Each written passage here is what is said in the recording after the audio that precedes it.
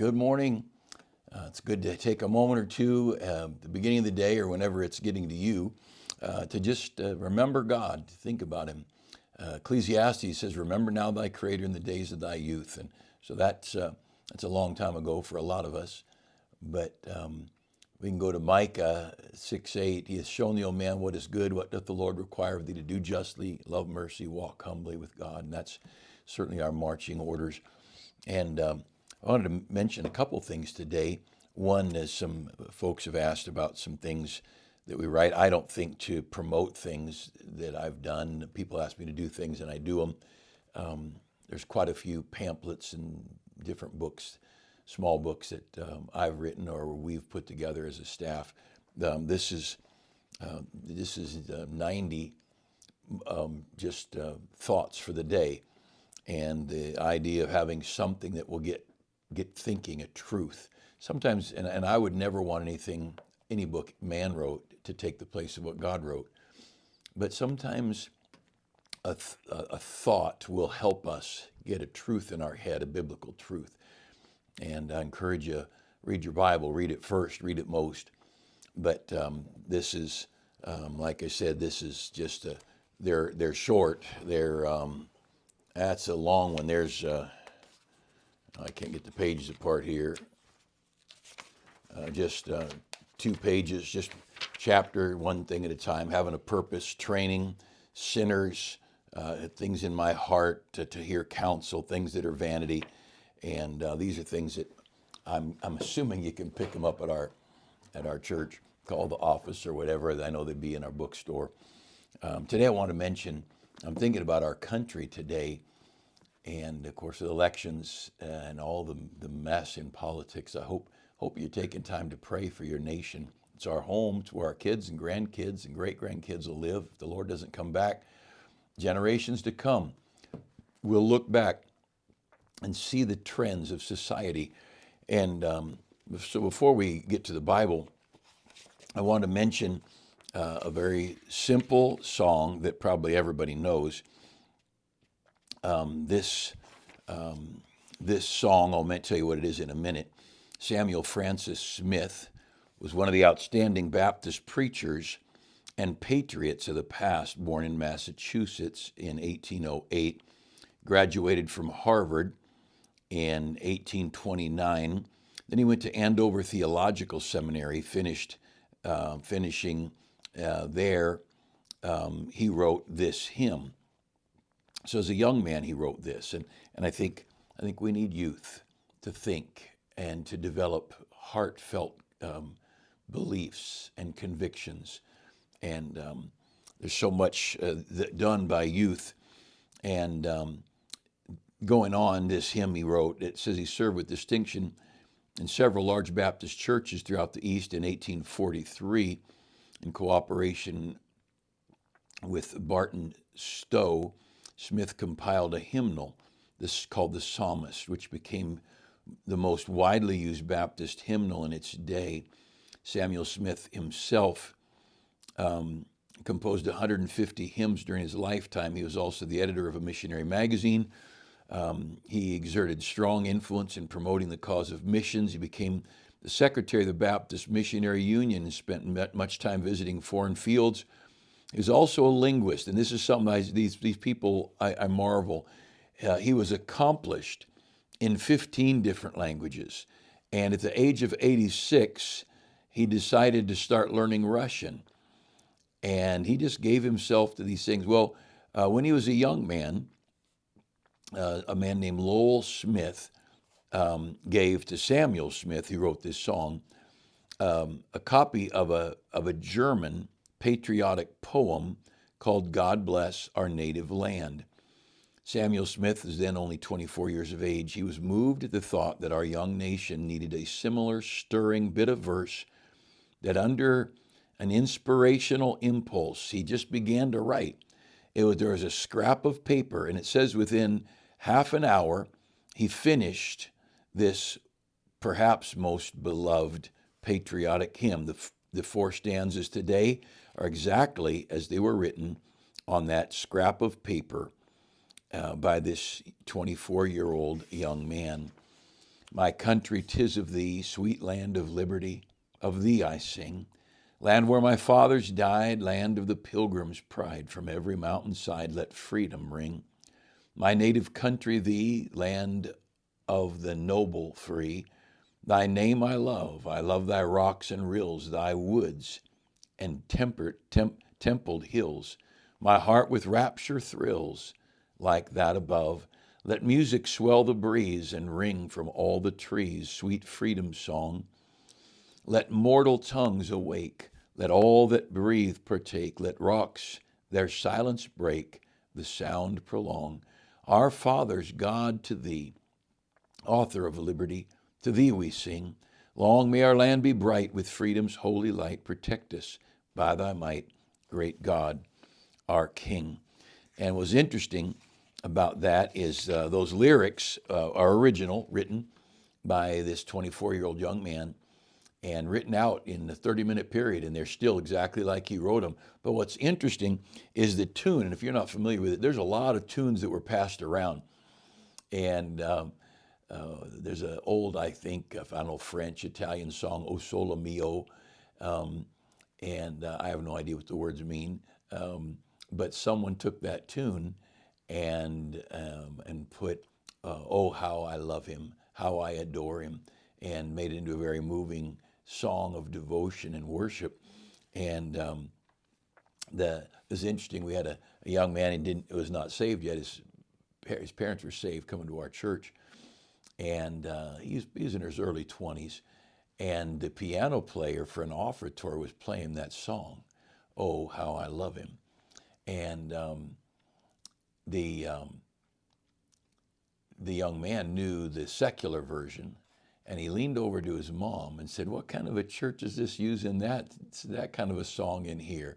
And it happened that day that someone sang that song after the piano played it, and he realized there's some pretty spiritual lyrics. But anyway, he later got saved, became a very, very integral part of our ministry.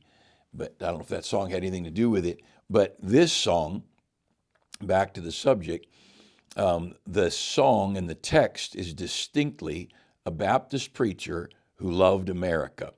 But the melody is also the same as "God Save the King," sung in England for more than 200 years at that time.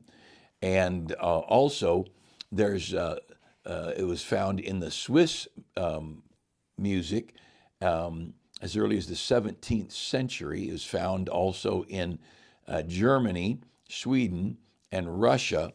And so there's at least 20 different nations that have that kind of a melody. And again, the lyrics were ours, but the melody is universal. But I thought that was a good thing. And I think we ought to have a heart for our country. Again, I've said this often, but when people want to criticize our country, we're the country that people call on when there's a tragedy. We're the country that sends aid, ships and airplane loads of food and water and medical supplies. And we're the country that sends the Red Cross, and we're the country that sends all these aid. There's all kinds of agencies that bring supplies to the needy of the world, and we don't begrudge that. It's not a burden. It's a blessing that our country is able to do those things.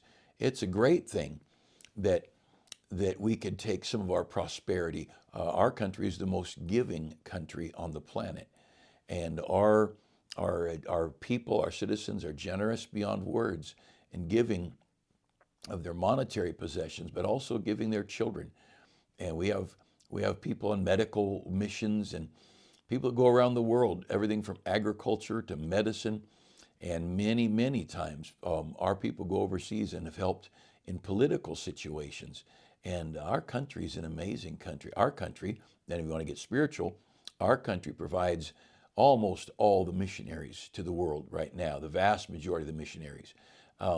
Our country prints Bibles, and not just Bibles, but religious literature, and ships them around the world, and usually for no cost. My son is an example. He's a missionary in Trinidad, and when he some people found out. He and I were at a preacher's retreat. Actually, we were hunting, and they had some preaching in the evening, and there was a lot of preaching. But we were down there with a small group of preachers, and just enjoying fellowship, food, hunting, and a lot of preaching. And well, they found out he was going to Trinidad, and pretty soon he had two different ministries wanting to give him Bibles, basically saying, "How many Bibles do you need?" And he knew there were several good national churches, national meaning pastored by native people of that country, and he knew they were all short of money, and they didn't have money to buy things, and so he got I don't know how many Bibles. He could tell you hundreds of cases of Bibles, and he has since distributed them, driven and delivered these, and gospel tracts by the tens of thousands were donated. He didn't buy any of this stuff. He was wanting to know what the cost would be, and one place said, "Well, if you want to pay shipping, you can," and he was more than happy to do that. But tens of thousands of tracts and thousands of Bibles, and he brought down hymnals and brought all kinds of things. He brought down things to help people with their Sunday school material and their material they use with new converts. And it was all donated. Now, he did a lot of work making it happen, picking it up, shipping it, the shipping container. He would know better. And I don't know if he even wants anybody to know, but I'm sure he spent $5,000 to $8,000 getting everything shipped down there, maybe more than that, because we don't talk money a lot. But that's America. That is our country giving and our country investing, and the money that Josiah spent on all of that, it was money that was given to him from churches. And I love our country. And you go back 2 or 3 years, the rioting and all that fighting and that nonsense going on, that was evil. That wasn't America. That wasn't the country with the Bill of Rights, the right to peaceably assemble. We have a right to peaceably assemble. We do not have a right to burn and to pillage, and that's nothing different than tyrants throughout the ages, than the Inquisitions or the Crusades, where people for a good cause would burn cities and fight and declare war against people. That's not America. The America that was founded, and the America that I love, gives people rights and freedoms, but not while you take away someone else's possessions, and not that you take away someone else's freedom. Over in the book of Psalms, chapter 33, Psalm chapter 33, a very familiar verse, but I did want to just mention it as we start out just a couple of minutes here. Psalm 33, verse 12, it says, "Blessed is the nation whose God is the Lord, and the people whom he hath chosen for his own inheritance." Blessed is the nation whose God is the Lord. That's a wonderful statement. Then over in Psalm chapter 9, verse 17, it says, "The wicked shall be turned into hell with every nation, or with all nations that forget God." So you've got a promise that if we'll claim God, he'll prosper us. Blessed is the nation. And then we got another promise that if we forget God, we're in big trouble. And he'll run us through hell, physical, literal, and spiritual, and emotional, and all of that stuff. And just let me take a moment to be a patriot. And if this bothers somebody, then you should move to the country that you think is so much better. But I think show me a prosperous nation, a nation like America, a nation with the wealth and the stability and the abundance that was founded on Islam. Now we work with people who are Muslims, and if we have a chance to talk to them, to help them, to spend time with them, whatever, all people matter to me. I love humanity, and I want to get them saved. I want to get them to believe in Jesus Christ, and that is my goal. And but if it has nothing to do with religion, if I can just feed a hungry mouth, I'll do that. But find the nations that were built on Islam, or that were taken over by Islam, and show the prosperity. Go ahead, look around the world and spot them. They're still living in the vast multitudes, the majority, still living like our Hopi Indians did out in Arizona and New Mexico, the cliff dwellers. They're in mud, adobe huts, and that's today. I've got a friend in Pakistan, and a great guy, a solid Baptist preacher, and he's sent us videos of his ministry as he reaches into these little villages, and small villages, 50 people, 80 people, 20, 30 people, 100 people. And they're literally, many of these outlying villages, they live on the rainwater that comes, and they live in mud huts. And they're just not much different. We'll go over to Arizona and New Mexico and see how the people used to live, and 1,000 years ago or 500 years ago or whatever. And that's how they're living today. But see, those countries weren't founded on this book. Those countries didn't start out with God. And go ahead, find the Buddhist nations and see how prosperous they are. I'm not saying that no Buddhist or no Muslim is prosperous individually. I'm saying look at we read, blessed is the nation whose God is the Lord, and the wicked shall be turned into hell, and all nations that forgets God. We're talking about nations. And within these nations, you find the Buddhist people and the poor, and many times the starving will bring their food and bring their goods, the little bit that they have, and leave it at an altar. Leave it at a statue, or give it to a Buddhist monk. And shame on that monk who doesn't work for a living but will take from the poor. I just couldn't even imagine taking from the poor, taking from a widow. And what is Buddhism or Hinduism? Go to India, go to these Southeast Asian countries that have Buddhism, Hinduism, and see how these countries are doing. They're floundering. They're older than our nation. They're struggling. How come they've not excelled? How come they've not reached this utopia? If Buddhism or Hinduism or Islam is so wonderful, how come they haven't found better hospitals and better educational systems? And why is it that the people from India, the Indians, not the Native Americans, but the Indians, come to America? And how come so many of our doctors are Indian? You know that. And they're great people. And I just met one this last week, a great guy. And he's an Indian. He got saved here in America, came to America. Why? To become a doctor. Why?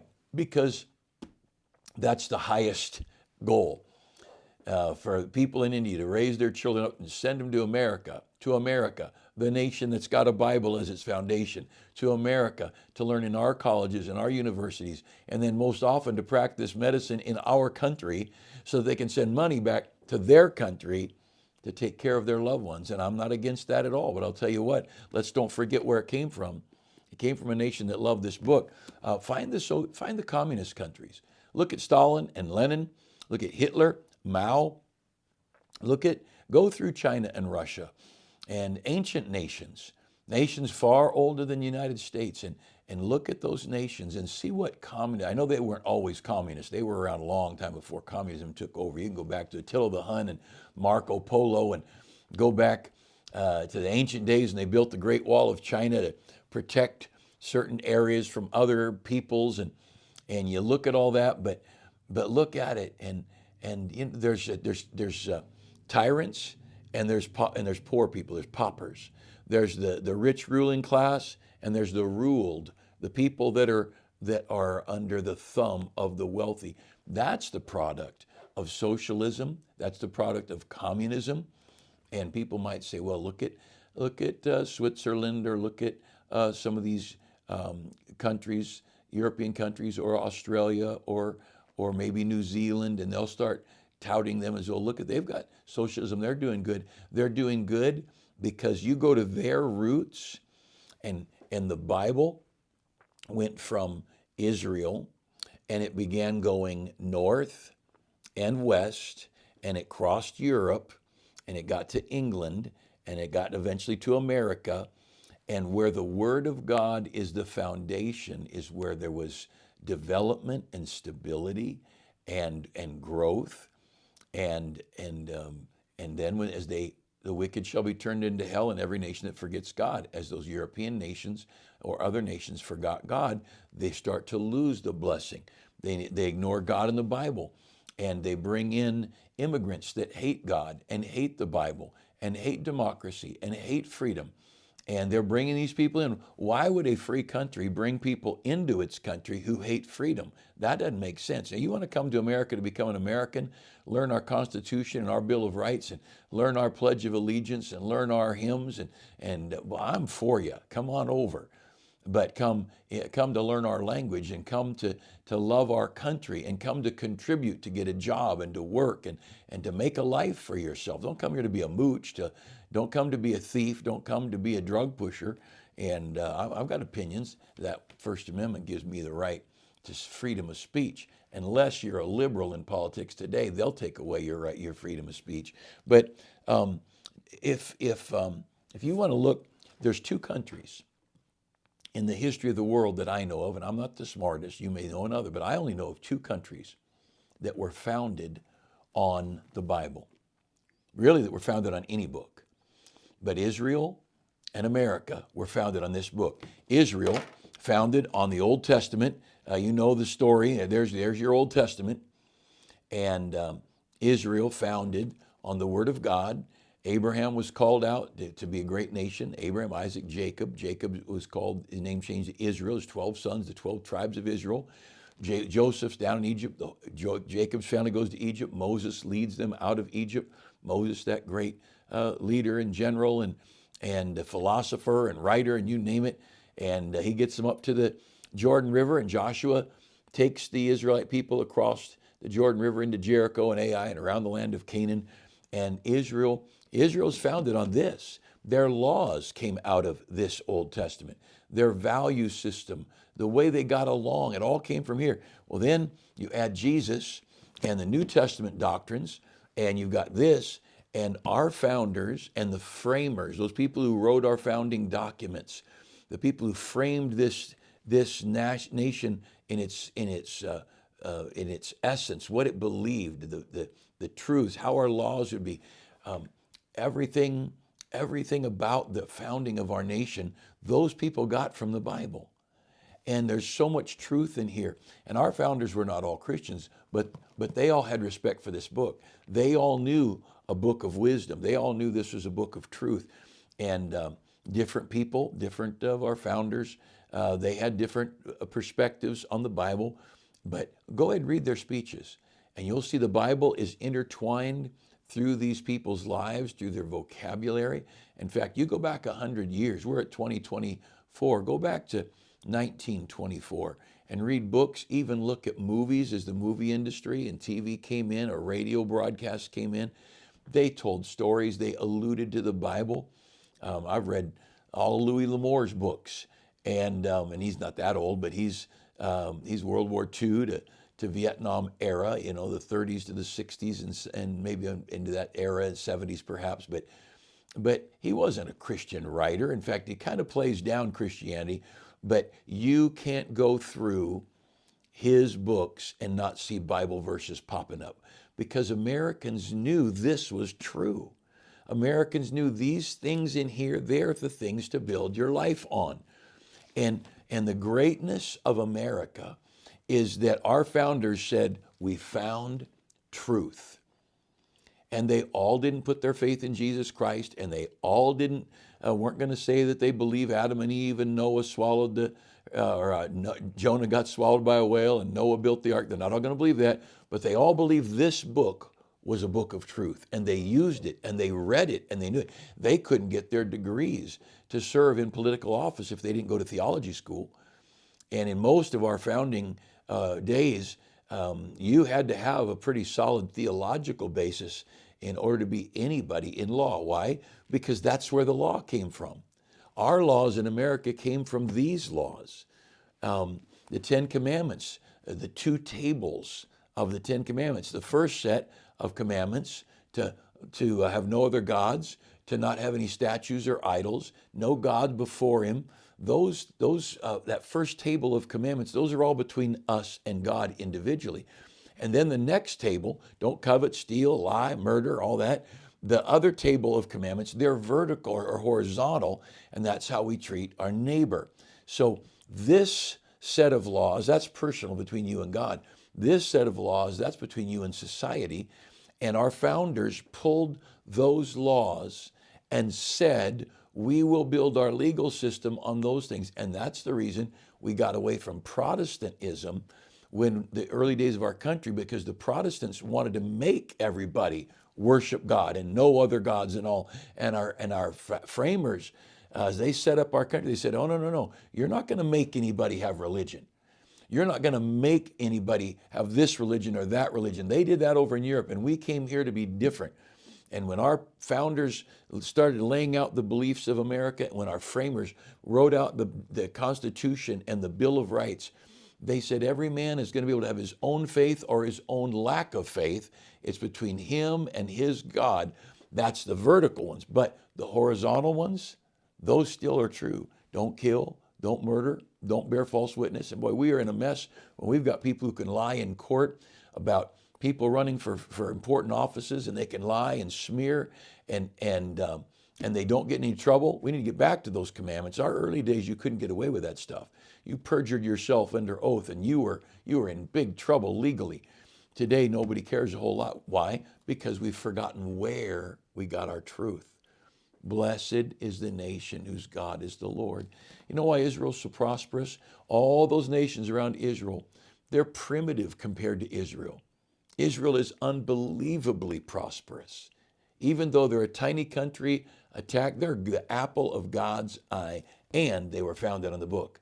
And as long as America keeps this book lifted up, we're safe and secure. But I can tell you, there was a day when England loved the book. They're the ones that gave us. King James gave us this book, the English translation. And there was a day, Charles Spurgeon in his day, 1880s, there were 1,000 Baptist preachers in that area around London who met together in their conventions. And there were preachers and Bible-believing preachers and Bible-believing Anglicans, people who preach the gospel, people from other denominations. But they've got away, and look at the mess they're in. They're on their way down. And they're on the way down because the wicked shall be turned into hell, and every nation that forgets God. You forget God, he's going to forget you. What a blessing to be in America. And that hymn, God Bless America. We ought to have a heart for God, a heart for his book, and pray for your country. Pray for these elections. Pray that right would be preeminent.